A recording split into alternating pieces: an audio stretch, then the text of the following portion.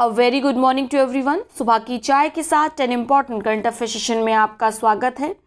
आज दिनांक है 17 मार्च 2021। तो चलिए आज के सभी इम्पॉर्टेंट करंट अफेयर्स देख लेते हैं। पहला प्रश्न है, हाल ही में ई कॉमर्स नीति के मसौदे का अनावरण किस केंद्रीय मंत्रालय द्वारा किया गया? तो हाल ही में वाणिज्य और उद्योग मंत्रालय ने ई कॉमर्स नीति मसौदे का अनावरण किया है। इसका उद्देश्य क्या है? आप जानते हैं इंडस्ट्रियल डेवलपमेंट के लिए, औद्योगिक विकास के लिए बार बार पब्लिक डेटा का प्रयोग करना पड़ता है। तो पब्लिक डेटा के प्रयोग के लिए सिद्धांतों का निर्धारण किया गया है इस ई कॉमर्स नीति के मसौदे में, ताकि इस पब्लिक डेटा के जो दुरुपयोग होते हैं उनको कम किया जा सके। क्लियर हो गया? अगला प्रश्न देखते हैं। भारत का पहला केंद्रीकृत वातानुकूलित railway terminal, centralised air conditions railway terminal किस शहर में स्थापित किया जाएगा?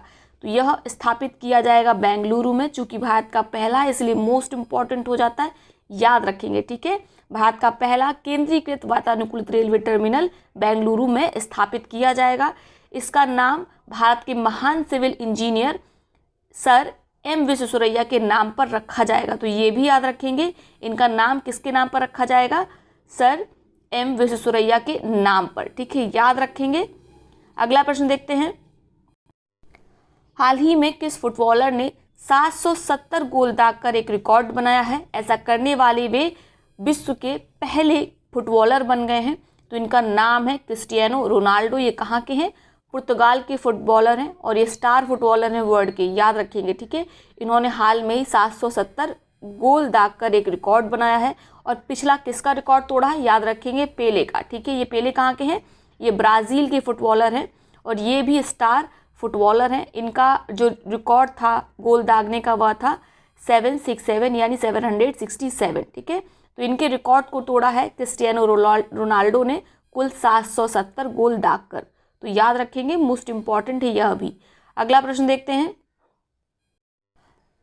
किस देश ने सुरक्षा का हवाला देते हुए बुर्का पहनने पर प्रतिबंध एवं 1000 मदरसों को बंद करने का बिल पेश किया है? तो इसकी काफ़ी आलोचना की पाकिस्तान ने कि यह विभाजनकारी बिल है, इसको पेश नहीं किया जाना चाहिए। तो इस तरह का बिल पेश किया गया है श्रीलंका के द्वारा, जिसमें 2 रोक लगाई गई हैं। यानी एक तो बुर्का पहनना मना है, दूसरा जो 1000 मदरसे थे उनको बंद किया गया है। ठीक है, तो याद रखेंगे।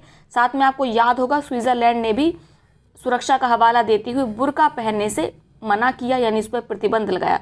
तो दोनों नाम याद रखेंगे। लेकिन जहाँ पे अगर 1000 मदरसे बंद करने वाला भी इफेक्ट होगा तो वहाँ पर उत्तर केवल श्रीलंका होगा। ठीक है, अगला प्रश्न देखते हैं। जर्मनी के साथ ही अन्य देशों ने खतरनाक ब्लड क्लॉट्स के उत्पन्न होने के कारण कोरोना वैक्सीन एस्ट्राजेनेका का उपयोग पर रोक लगा दी है। वे देश कौन कौन से हैं आपको बताना है। आप जानते हैं जो एस्ट्राजेनेका कोरोना वैक्सीन है, इसको किसने डेवलप किया था? ऑक्सफोर्ड यूनिवर्सिटी ने। और देश के विश्व के विभिन्न देशों ने इसको आयात किया। ठीक है, लेकिन अभी हाल में एक फियर फैला हुआ है कि इस एस्ट्राजेनेका वैक्सीन के लेने के बाद बॉडी में ब्लड क्लॉट्स बन जा रहे हैं, जिसके कारण मृत्यु हो जा रही है। और रोज़ ऐसी खबरें आ रही हैं कि 7 से 8 लोग कोरोना वैक्सीन को लेने के बाद उनकी डेथ हो गई। ठीक है, तो इस फियर के कारण जर्मनी, फ्रांस, इटली, स्पेन, इन सब ने इसके उपयोग पर रोक लगा दी है। और आज सुबह जब मैं न्यूज़पेपर पढ़ रही थी तो थाईलैंड ने भी इस पर रोक लगा दी है। ठीक है, उन्होंने रोल आउट कर दिया कि वह एस्ट्राजेनेका वैक्सीन का प्रयोग अपने देश के नागरिकों पर नहीं करेंगे। क्लियर हो गया? याद रखेंगे। अगला प्रश्न देखते हैं। कौन सा देश यूएई को पीछे छोड़कर भारत का दूसरा सबसे बड़ा तेल आपूर्तिकर्ता देश बन गया है? तो इस समय सबसे ज़्यादा अगर कोई तेल प्रोड्यूस कर रहा है तो वह है संयुक्त राज्य अमेरिका। ठीक है, और संयुक्त राज्य अमेरिका और चीन के बीच आप जान रहे हैं तनातनी चल रही है। तो चीन ने अमेरिका से तेल लेना बंद कर दिया है और भारत का जो तेल लेने का रेशियो है वो काफ़ी ज़्यादा बढ़ गया है। ठीक है, तो हम यूएई को पछाड़कर अमेरिका को हमने सबसे बड़ा दूसरा तेल आपूर्तिकर्ता देश बना लिया है। क्लियर हो गया? अगला प्रश्न देखते हैं। स्टॉकहोम के रक्षा थिंक टैंक सिप्री की रिपोर्ट के अनुसार भारत में 2011-15 और 2016-20 के बीच हथियारों के आयात में कितने प्रतिशत की कमी आई है? मोस्ट इंपॉर्टेंट है यह प्रश्न, आपको आने वाली किसी न किसी परीक्षा में देखने को मिल जाएगा। तो आप जानते हैं सिप्री क्या है? एक थिंक टैंक है जो कहाँ पर स्थित है? स्टॉकहोम में। इसका फुल फॉर्म भी कैसा है? Stockholm International Peace Research Institute, इसने रिपोर्ट जारी की है। तो भारत के जो हथियार आयात है उसमें कमी आई है। कितनी कमी आई है? 33% की। ठीक है, याद रखेंगे, मोस्ट इम्पॉर्टेंट है। आप जानते हैं लगातार भारत घरेलू उत्पादन पर फोकस कर रहा है। हाल में ही केंद्र सरकार के द्वारा एक लिस्ट जारी की गई थी जिसमें 101 मिलिट्री उपकरण थे और कहा गया था कि इन 101 मिलिट्री उपकरण को हम 2024 तक आयात नहीं करेंगे, इन्हें भारत में ही डेवलप किया जाएगा। ठीक है, इसी कारण जो हथियारों का आयात है उसमें कमी आई है। साथ में सिप्री ने कहा कि इनको आयात करने के लिए जो नियम कायदे कानून थे वो काफ़ी ज़्यादा टफ कर दिए गए हैं, इसीलिए आयात में और ज़्यादा कमी आई है। ठीक है, साथ ही आप जानते हैं रशिया से हम सबसे ज़्यादा हथियारों का आयात करते हैं और उसमें भी 53% की गिरावट आई है, याद रखेंगे। ठीक है, यानी रशिया से जितने अभी तक हम हथियार मंगाते थे, मिलिट्री उपकरण मंगाते थे, उसमें हमने 53% की कमी की है। वहीं अमेरिका के साथ हमने कमी की है 46% की। क्लियर हो गया? और ओवरऑल कमी कितनी की है? 33%, याद रखेंगे। अगला प्रश्न देखते हैं। अंतर्राष्ट्रीय आर्थिक संबंधों पर भारतीय अनुसंधान परिषद ICRIER के निदेशक एवं मुख्य कार्यकारी के रूप में किसे नियुक्त किया गया है? तो हाल ही में भारतीय अनुसंधान परिषद के निदेशक के रूप में नियुक्त किया गया है दीपक मिश्रा को। दीपक मिश्रा पहले से विश्व बैंक में कार्यरत हैं। ठीक है, और ये दीपक मिश्रा किसका स्थान लेंगे भारतीय अनुसंधान परिषद में? रजत कठुरिया का। तो रजत कठुरिया का नाम भी याद रखेंगे और दीपक मिश्रा का भी। क्लियर हो गया? अगला प्रश्न देखते हैं। हाल ही में चर्चा में रहा अलमाटी अंतर्राष्ट्रीय हवाई अड्डा कहाँ स्थित है? तो काफ़ी चर्चा में था, अगर आप न्यूज़पेपर पढ़ते होंगे।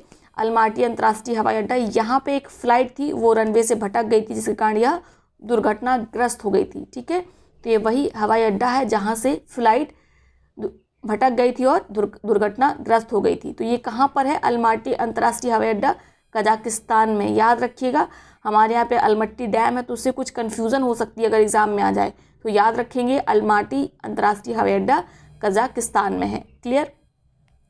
अगला प्रश्न है। किस देश के लोगों ने भारत के राष्ट्रपति और प्रधानमंत्री से सैन्य शासित म्यांमार पर प्रतिबंध लगाने की याचिका दायर की है? तो आप जानते हैं म्यांमार में तख्ता पलट हुआ था और तब से वहाँ पर सेना जो है वो राज कर रही है। सेना का कहना था कि पिछले चुनाव में धांधली हुई है जिसके कारण यह सेना तख्ता पलट आवश्यक था। हालांकि ये पूरी तरीके से अनैतिक है और यहाँ पर काफ़ी ज़्यादा जो प्रदर्शनकारी हैं उनकी रोज़ हत्याएं होती हैं, स्कूली बच्चे तक नहीं बख्शे जाते हैं। तो इसके लिए एक याचिका दायर की गई है भारत, बांग्लादेश, म्यांमार से।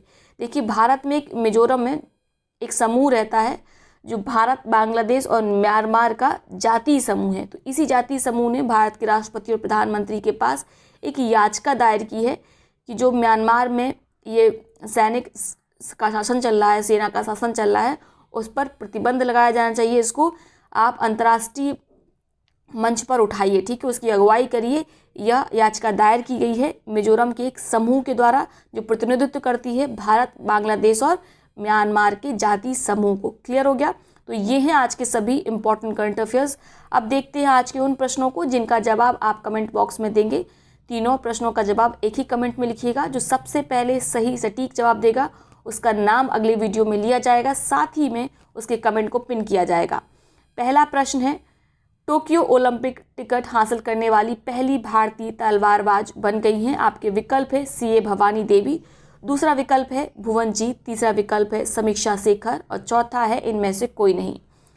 दूसरा प्रश्न है, निम्नलिखित में किस संगठन ने India fintech USD 100 billion opportunity report जारी की है? फिक्की ने, BCG ने, दोनों ने या इनमें से किसी ने नहीं। ठीक है, तीसरा और अंतिम प्रश्न है जिसका जवाब आप कमेंट बॉक्स में देंगे। हाल ही में समाचारों में देखा गया सांगे ज्वालामुखी कहाँ स्थित है? आपके विकल्प है इक्वाडोर, इंडोनेशिया, इथोपिया या इनमें से कोई नहीं।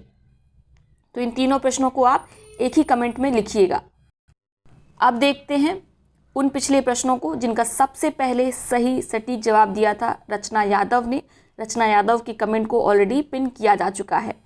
पिछला प्रश्न था, किस राज्य सरकार ने पिछले 10 वर्षों में सड़क किनारे बसाए सभी धार्मिक स्थलों को हटाने का निर्देश दिया है? मोस्ट इम्पॉर्टेंट है, यह निर्देश दिया गया है उत्तर प्रदेश सरकार के द्वारा कि जो भी पिछले 10 वर्षों में सड़क किनारे अतिक्रमण कर धार्मिक स्थल बनाए गए हैं उन सबको हटाया जाएगा। ठीक है, इससे एक तो जो सड़क है उसका चौड़ीकरण हो पाएगा, साथ में जो सौंदर्य खराब होता था रोडों का और जो मंदिर के नाम पे आसपास मिठाई की फूलों की दुकान खुल जाती थी और रोड सक्रिय हो जाते थे, इन सब से निजात मिलेगी। ठीक है, तो याद रखेंगे। अगला प्रश्न देखते हैं। भारत के लिए T20 क्रिकेट में सबसे ज़्यादा विकेट लेने वाले फुटबॉलर बन गए हैं, तो ये हैं युजवेंद्र चहल। ठीक है, जिन्होंने T20 क्रिकेट में सबसे ज़्यादा विकेट लिए हैं। इन्होंने किसका रिकॉर्ड तोड़ा है? जसप्रीत बुमराह का। कुल कितने विकेट लिए हैं T20 में? 60, याद रखेंगे। ठीक है, और जसप्रीत बुमराह के हो गए हैं अब 59। अगला प्रश्न है, उत्तर प्रदेश के किस जिले में काला नमक चावल महोत्सव का आयोजन किया जा रहा है? तो आयोजन हालांकि आज खत्म हो गया है, 3 दिवसीय आयोजन था काला नमक चावल महोत्सव। इसका आयोजन किया जा रहा है सिद्धार्थनगर में। साथ में आपको याद होगा सिद्धार्थनगर से ही काला नमक चावल की एक खेप भेजी गई थी सिंगापुर, तो उसको भी याद रखेंगे। और लखनऊ में कौन सा महोत्सव का आयोजन किया गया था? जगमग महोत्सव का और गुड़ महोत्सव का, याद रखेंगे। झांसी में जैसे स्ट्रॉबेरी महोत्सव का आयोजन किया गया था, इसको जरूर याद रखिएगा। ठीक है, प्रधानमंत्री नरेंद्र मोदी ने अपने भाषण में स्ट्रॉबेरी महोत्सव का उल्लेख किया था झांसी के, तो इसको जरूर याद रखेंगे। इन सब महोत्सव का उद्देश्य है जो ओडोफ है, वन डिस्ट्रिक्ट वन प्रोडक्ट योजना है, उसके अंतर्गत जो चयनित उत्पाद है उनको बढ़ावा देना। ठीक है, वोकल फॉर लोकल के अंतर्गत और आत्मनिर्भर भारत के अंतर्गत ओडोफ के अंतर जो चयनित उत्पाद हैं उनको बढ़ावा देने के लिए इस तरह के महोत्सव का आयोजन किया जा रहा है, जो सच में एक अच्छी पहल है। ठीक है, जो लोकल प्रोड्यूसर हैं, जो लोकल छोटे उद्यमी हैं, उनको आसानी से इससे मार्केट उपलब्ध होता है, उनकी इनकम बढ़ती है, साथ में रोजगार के गांवों में नए अवसर खुलते हैं। ठीक है, तो याद रखेंगे। तो ये है आज का वीडियो। आई होप वीडियो आपको पसंद आया होगा। वीडियो को लाइक करें, साथ ही अपने मित्रों सहपाठियों के साथ इसे शेयर करना बिल्कुल ना भूलें। बहुत बहुत धन्यवाद।